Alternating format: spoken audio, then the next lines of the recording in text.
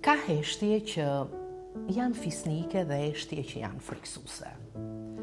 Ka heshtje që lindin nga përmbajtja dhe heshtje që vinë nga nënshtrimi. Dhe sot, bota jonë është e mbushur me këtë të dytën, me heshtjen e bukur të njerëzve që duken të qetë, por brenda tyre janë të thyer. Jetojmë në një epokë ku gjithçka duket e rregullt, e disiplinuar, e ndritshme, por në thelb mbi zotëron një frikë e përbashkët që ka rrënjë më të thella se politika apo varfëria. Dhe cila është ajo? Frika për të folur. Një frikë që është bërë stil jete, një strategji mbijetese, një kod i heshtur që po e mësojmë brez pas brezi. Dikur njerëzit pranonin fatin sepse besonin tek Zoti. Sot e pranojnë sepse kanë frikë nga njerëzit. Dikur eshtja ishte formë e besimit, sot është mënyrë për të mos humbur vendin e punës, mikun me influencë, apo ndoshta dhe emrin në listë. Dhe në këtë eshtje të bukur, të lëmuar nga mirësjellja dhe korrektësia, po humbet zëri i ndërgjegjes. Shoqëria jonë është kthyer në një teatër ku të gjithë flasin me kujdes, buzëqeshin me mas dhe patjetër që mendojnë me frikë. Askush nuk ngre zërin për padrejtësinë, sepse ajo tashmë është bërë pjesë e normalitetit. E keqja nuk na trondit më, por thjesht na lodh. Shpeshherë e quajmë paqe atë që në fakt është frikë. E quajmë qetësi atë që në të vërtetë është dorëzim. E quajmë urtësi atë që është mungesë guximi dhe kështu po ndërtojmë një qytetërim që ri i drejtë për jashta, por i përkulur brenda.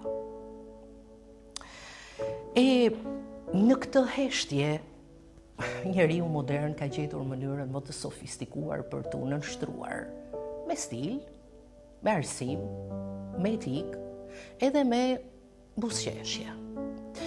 Ai nuk bërtet, nuk kundërshton, nuk reziston, por vetëm pranon. Dhe kjo është më e frikshme se çdo diktaturë, sepse është një diktaturë e pranuar me dëshirë. Një shoqëri që ka zbukuruar nënshtrimin nuk kanë më nevojë për zinxhir. Ajo vetë lidh veten me fjalë të buta, me heshtje të kujdesshme, me kompromise të përditshme dhe në fund askush nuk është fajtor, sepse të gjithë janë të qetë. Por ka diçka që haron ky njeriu modern, sado e bukur të duket. Heshtja mbetet heshtje.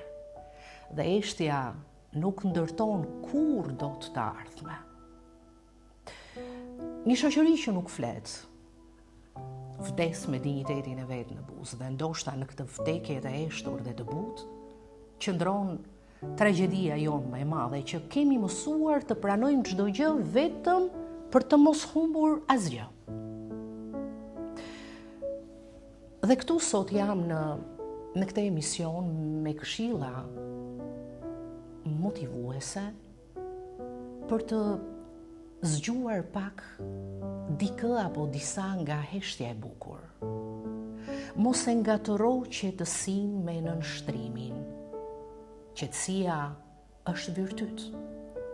Në veçanti kur vjen nga mençuria dhe jo nga frika. Mos hesht kur ndërgjegja të thërret të flasësh.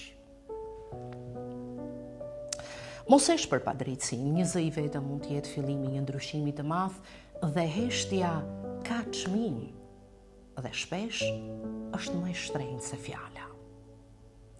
Mos e zbukuro frikën me mirësjellje, etika e vërtet nuk qëndron në heshtje, por në guximin për të thënë të vërtetën pa e lënduar njeriu. Ruaj ndërgjegjen tënde të pastër.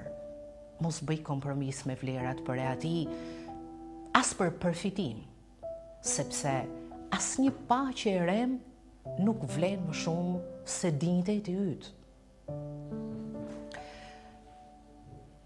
Më sot të thuash jo.